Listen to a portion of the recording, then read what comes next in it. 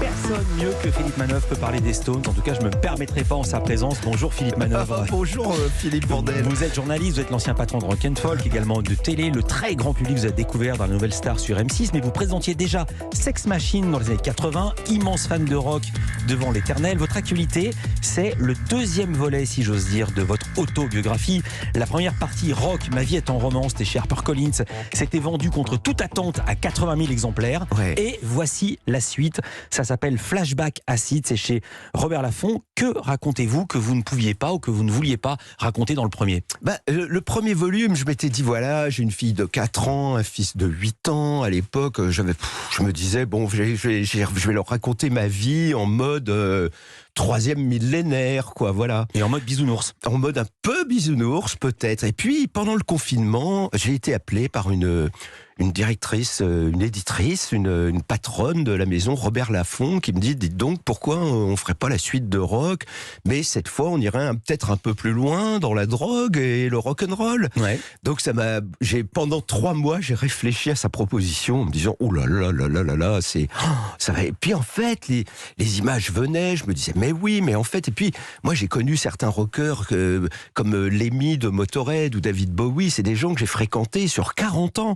Je les ai vus 10 fois en 40 ans, mais à des périodes très très importantes de leur vie, des moments où leur groupe venait de s'arrêter, où ils avaient subi des revers, etc. Donc je me dis, en fait, et puis c'était des gens qui crachaient pas sur les excitants et toutes ces choses. Ça gobe beaucoup dans le livre, pour l'avoir lu en entier, ça gobe beaucoup. Ouais, alors bon, en même temps, je me dis, moi je m'inscris dans une tradition. Regardez, je vous ai amené ce livre, ça s'appelait Le Club des Hachichins. Vous voyez, ça a été publié par Théophile Gautier en 1845. Ouais. Donc, je me dis, depuis, effectivement, il y a eu William Burroughs, il y a eu Hunter Thompson, il y a eu beaucoup de gens qui ont raconté la drogue.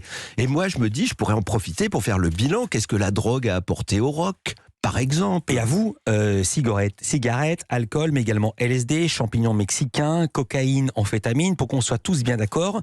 Vous dites n'avoir plus rien touché depuis 20 ans, plus d'alcool, plus de cocaïne.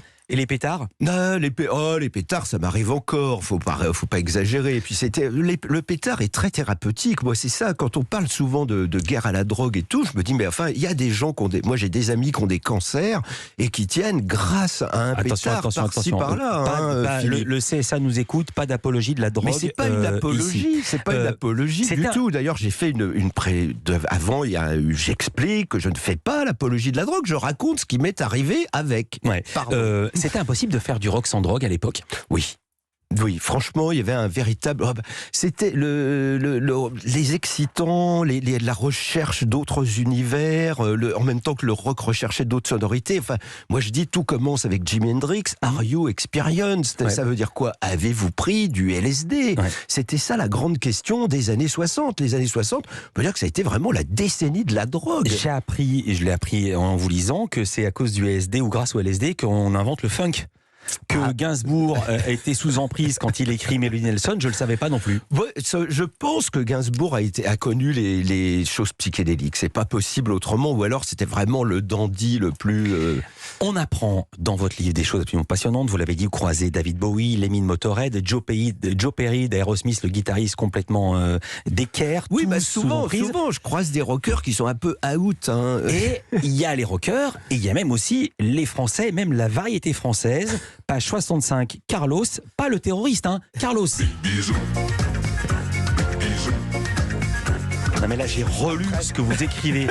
Dans un studio parisien, écrit Philippe Manœuvre, dans un studio parisien, on montrait aussi avec respect, écoutez ça, j'attends que la musique baisse, dans un studio parisien, on montrait aussi avec respect la table de ping-pong où Carlos croisait de gros blocs de coke à la raquette. Et je sais, beaucoup de gens vont se dire, ah non là, impossible pour Carlos. Eh bien si, Carlos aussi prenait de la coke. Oui, c'est arrivé, franchement très souvent. Et donc, oui, mais enfin, en même temps, c'est pas des révélations. Si, moi j'imaginais pas que les gens qui allaient chez les Carpentiers prenaient de la drogue. Je pensais que c'était les gens qui passaient dans Pop 2 et qui passaient dans Les Enfants du Rock. Voilà, il y a eu un blizzard de cocaïne qui s'est abattu sur la musique. Hein. Il y a beaucoup. Alors il y a des gens qui n'en prenaient que pour sortir le soir. Enfin, il y avait des règles. Tout le monde en a parlé plus ou moins. On retrouve un peu souvent. Et alors moi, Carlos, j'ai rencontré un soir. Il était dans l'entrée d'une boîte de nuit avec sa chemise à moitié moyenne. Il était totalement défait et il avait un paquet. Il se mettait vraiment un peu de cocaïne dans le nez pour essayer et on a eu une grande conversation tous les deux. Et on est devenus assez copains. On prenait pas de drogue ensemble du tout. Mais je sais pas. Il était tellement gentil, cet homme-là. Enfin, c'était vraiment, c'était quelqu'un d'adorable. J'aurais jamais imaginé passer un disque de Carlos à l'antenne et surtout pas en plus en présence de Philippe Manœuvre. Tout arrive, c'est ça aussi Culture Média. Dans un instant, Lisa Marie Marquez avec le portrait pré-fame de Philippe Manœuvre. Tout ce qui vous est arrivé avant d'être connu, en gros, tout ce qui vous est arrivé avant de prendre de la drogue. À tout de suite.